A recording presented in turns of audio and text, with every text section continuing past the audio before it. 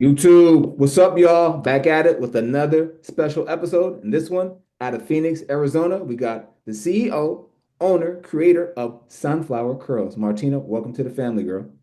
Hi, thank you for having me. Oh, So, anytime, anytime. So first off, because I'm nosy, I got the glasses on tonight. So can we get a little tour of the studio, see what we're talking about? yes, absolutely. So, this is my hair studio. I'm a curl specialist and educator. So, I teach stylists how to do curly hair, specifically tight curls, thick hair. And then I also am a yoga instructor, and I actually teach from here as well outside of the building in our courtyard. So, here's the studio.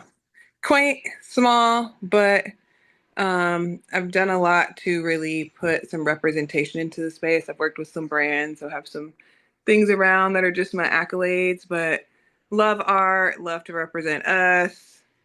And so that's that. Plants, health, wellness, all of that. This is where all the magic happens from this chair. And yeah, even like focus on products and things like that that are healthy and just better for us as people, as women and men, in terms of things that aren't going to be toxic and clean for your body and for the environment. Okay. Yeah, that's true. Whatever you put in, that's what comes out. So good or bad, Yeah, yeah, yeah. we are machines, right? Right, Okay. right. All right. So let's reintroduce you, kind of tell us what your business is again, how we can reach you, how long you've been in business, and so on. Get all your handles and stuff. Okay, so I'm really an entrepreneur in general. I didn't really know that or believe that until I started to realize I have all these businesses. So I have my platform that's at Martina Nicholas underscore. So that's where you can find just kind of what I'm up to, what I'm doing day to day. I also have my hair page that is at sunflowercurls.education. So if you're looking at book appointments, if you're looking for tips and tricks from hair, if you're a hairstylist looking for classes, that's where you'd find that. And then my wellness and yoga mindset offerings are at mindfulness from Mars. And so I've kind of combined what I do with all three. A lot of my clients come to my yoga classes and things like that because I feel like beauty and health and wellness are can be all wrapped up into one. I got into more health and wellness and lifting and being active from doing hair and being sore Mhm. all the time or being injured and just knew I had to really strengthen my body, but also the mindset piece of dealing with people and talking with people all day long and being able to decompress and manage my emotions, help them manage their emotions and just get through a day on an even keel really got me into yoga as well. So I teach yoga from here at our courtyard, and then I work full time behind the chair. I like that. I like how you have like the fusion of businesses. Everything is hand in hand. Yeah, One thing kind of balances the other. I love that. yeah. And you asked me how long I've been doing hair for 15 years. I've been teaching yoga for about four. Okay. All right. Yeah, You got some years in, girl. You got some years in. yeah, yeah. Okay. So what kind of inspired you? Kind of spoke to how you're big on health and wellness and beauty and kind Mhm. of, but what kind of, I guess, originally gave you that boost maybe 15 years ago to kind of be like, all right, I'm smart enough. I can stop working for somebody and have all my money come back to me. So didn't know I was going to do hair at all. I just kind of fell into it. Knew I didn't want to do anything traditional college wise because I didn't know what I wanted to do and I didn't want to just pay someone to figure it out. So I took a gap year, went to beauty school, signed up that day, and have been doing hair ever since then. I think the bigger shift for me was specializing in natural hair and curls. And so when I started to transition my hair, it was very evident that there was no one around that could do my hair specifically. Maybe they could kind of dabble in some curls, but it wasn't the same type of texture, it wasn't the same coarseness, the same tightness. So I just became the stylist that I would want to have and started to offer services. And then it made me realize there was a gap in the market of what's even being taught. Like it's a very European, Eurocentric version of curly hair that's being taught by brands, whether it's hair cutting or coloring. And I don't think that that needs to exist that way. I think everybody needs to have some place they can feel safe, especially with their hair, but someplace they can feel safe to go and not worry about who's doing it, see someone that looks like them doing it, and just have that connection professionally and personally. Yeah. No, that makes sense. You're always a little more at ease when you see somebody that looks like you when you're going for their services. It's just that bond, Right. just that human bond. I love that. Well, and with yoga, it's very similar too. I feel like yoga has become very westernized and very European. when it started in India, and it didn't start as a fitness trend. Like it started as moving your body to clear out your mind, basically. So right now in Phoenix, I'm really working on just building a Black community of people that want to do yoga, because I feel like our community as a whole is really lacking with mental health help, with movement, with fitness and wellness. So I just really want to, I'm all about giving back what I didn't have or what I wish I knew, and sharing that information, especially with my community. It's great to hear. I know everybody appreciates it, and you definitely have that niche community because unfortunately, it's kind of taboo. I know I'm from the old school, so all that Yeah. mental wellness and stuff is kind of was point frowned down upon as a weakness. But now you realize your mind controls your body. So if this ain't right, Yep.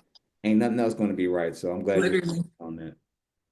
But with that, I know no business is a linear, problem stress-free in task. So what were some of the pitfalls you had to navigate around, some of the trials that you just had to push through and keep going? Kind of speak to those for us.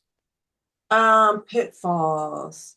Not wanting, and I still struggle with this, not the dynamic of how much time do I invest marketing on social media, how much time do I invest like living my life. I think that when I teach classes, and if I went back, for me, everything has to happen the way it happened to get you to where you're supposed to go. But if I had to give myself advice, I would have invested a little sooner.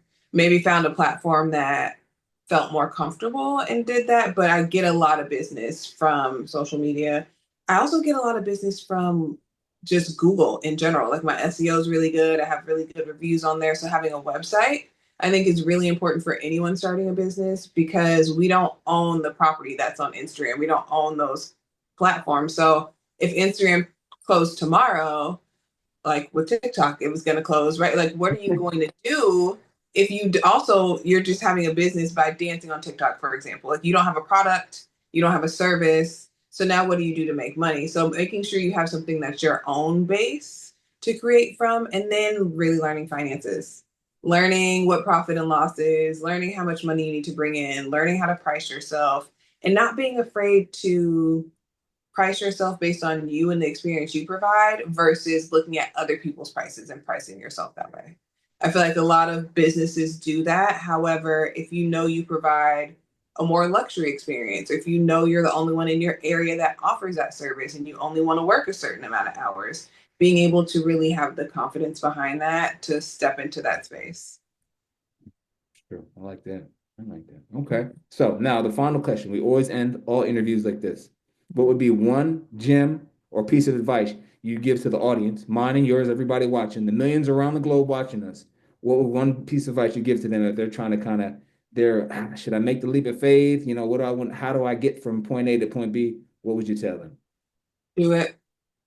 Depending on what it is, like there's a pathway for everything, right? But if there's something that's calling you, whether it's a reason of being your own boss, whether it's having a product or a service to share, whether it's because you want to have more freedom, whatever it is, figure out the way to do it if it really calls and speaks to you. Because I think a lot of us get in our heads and a lot of us sabotage ourselves.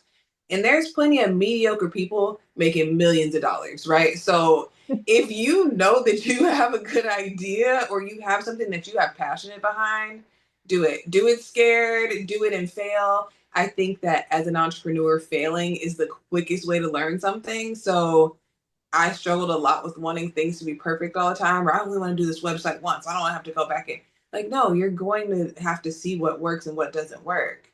And so do the things so that you can learn what you need to learn to be better, and just be okay with pivoting and growing, but do it.